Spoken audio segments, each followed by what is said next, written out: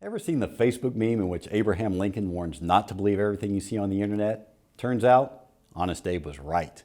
Exhibit A, the news report circulating online from San Angelo Live and former Houston TV reporter Wayne Dolcifino. In those stories, Live and Dolcifino take the city of San Angelo to task over whether a final audit was completed regarding Republic Services overcharging commercial customers under a prior contract. Republic is the city's contracted garbage collector. In fact, an audit was completed during litigation and by an experienced expert authority. Gregory Shanabrook is a director in the Forensics Advisory Services practice for Grant Thornton LLP. That company is one of the planet's leading independent audit, tax, and advisory accounting firms. Mr. Shanabrook is a CPA and a certified fraud examiner. For the past 8 years, his work is focused on forensics accounting, namely corporate investigation, fraud examination, and damage calculations. He scrutinized Republic's commercial customer billing from August 1st, 2004 through June 30th, 2014. He found more than $5.2 million in total refundable fees that should be returned to those commercial customers. After adding associated franchise fees, sales tax, and interest, Shanabrook concluded the total amount due to commercial customers was nearly $6.5 million. The forensics accountant outlined in exacting detail the process he used to calculate that figure in a 63-page report. That document is part of a public record on file at the Tom Green County Courthouse.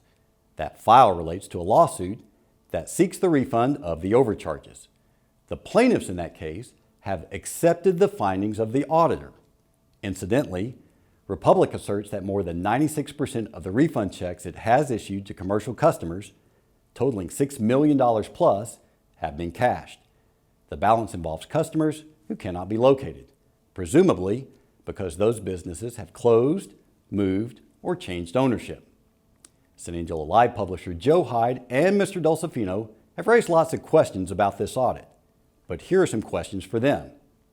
How is it that two journalists who pride themselves on dogged investigative skills have been unable to unearth this audit? Again, the audit report is a public record on file as part of a lawsuit that's driving their reporting. If commercial entities that were overcharged have not been made whole financially, why haven't these two intrepid reporters been able to find them? Perhaps because there are none? The city hasn't been contacted by any business claiming it still owed money.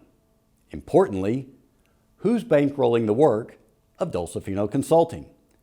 Mr. Dolcifino bills himself on his website as, quote, one of the most feared names in Texas television. Again, I'm quoting, Wayne doesn't shy away from making news when his clients want a public fight.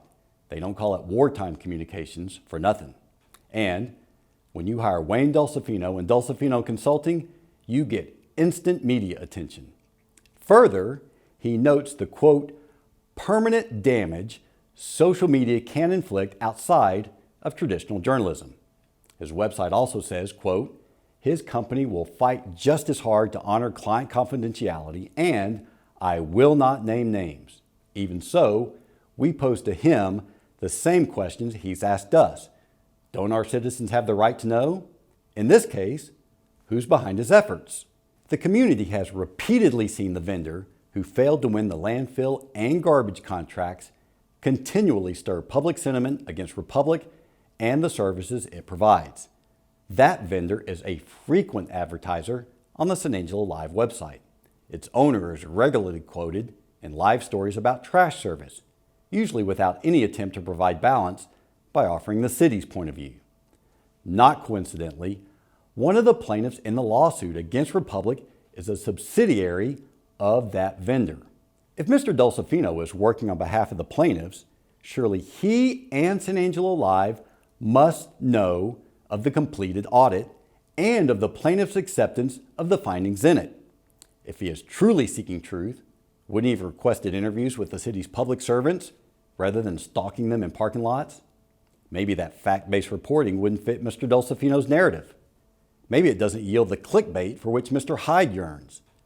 Maybe it doesn't make for the, quote, wartime communications, permanent damage, and public fight for which Mr. Dolcifino is itching. At least not like chasing people through parking lots, shoving cameras in faces, and telling half-baked stories. Those tactics may play well in Houston, but any reasonable San Angeloan can agree that when Mr. Dulcifino requests emails between a city official and a personal friend in hopes of embarrassing that public servant, he's crossed a line.